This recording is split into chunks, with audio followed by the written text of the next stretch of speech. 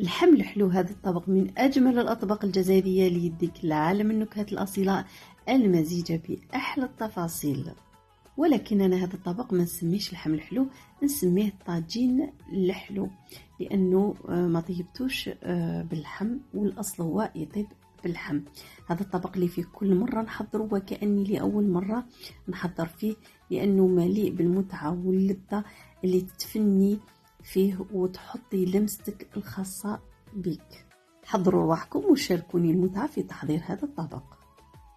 هنا حضرت الفواكه المجففة ديالي كيما المشماش، العنب، الزبيب، شوية تاع اناناس وشوية تاع كيوي.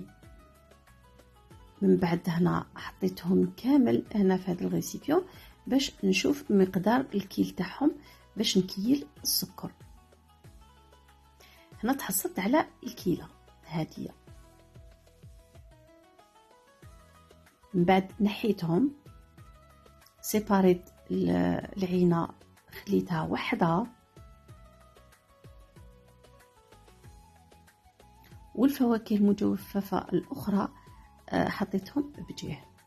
هنا واش راح ندير، هادو اللي راني نحط فيهم كامل العينة والكيوي والأناناس والزبيب، عفوا ماشي العينة، المشماش حطيتهم وحدهم، والعينة حطيتها وحدها، وحطيت الماء السخون. هنا العينة راح ننفخها وحدها، وننفخ هذيك الفواكه المجففة وحدها.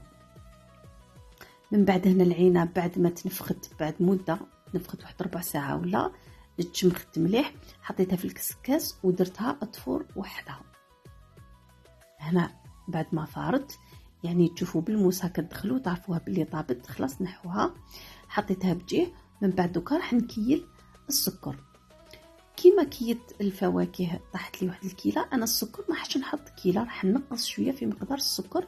ما نحبش انا الطاجين الحلو يكون حلو بزاف، لان الفواكه ديجا هي باصلها حلوه، ونزيد السكر بزاف يعني سي طرو.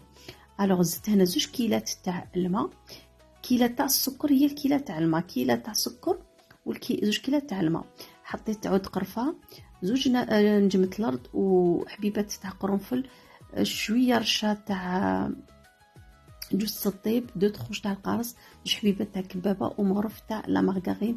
حطيت كامل هذوما فوق النار، حركت هذاك السكر حتى ذاب، وخليته حتى يغلي. حسبت له يغلي واحد 10 دقائق. من بعد كي بدا يغلي حسبت له 10 دقائق. من بعد حطيت الفواكه هذه اللي كنت تشوفوا فيها، المشماش والزبيب والاناناس والكيوي، حطيتهم يطيبوا،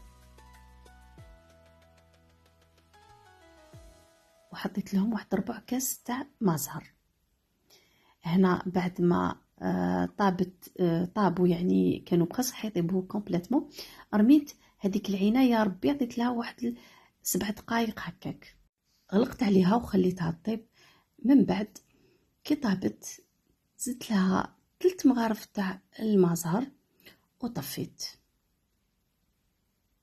فوالا، وهذا هو الطاجين اللي تحصلت عليه من اروع الاطباق ما شاء الله. نقول لكم هذه هي الوصفه تاع طاجين الحلو، نتلاقاو في وصفه اخرى ان شاء الله، ونقول لكم سلام.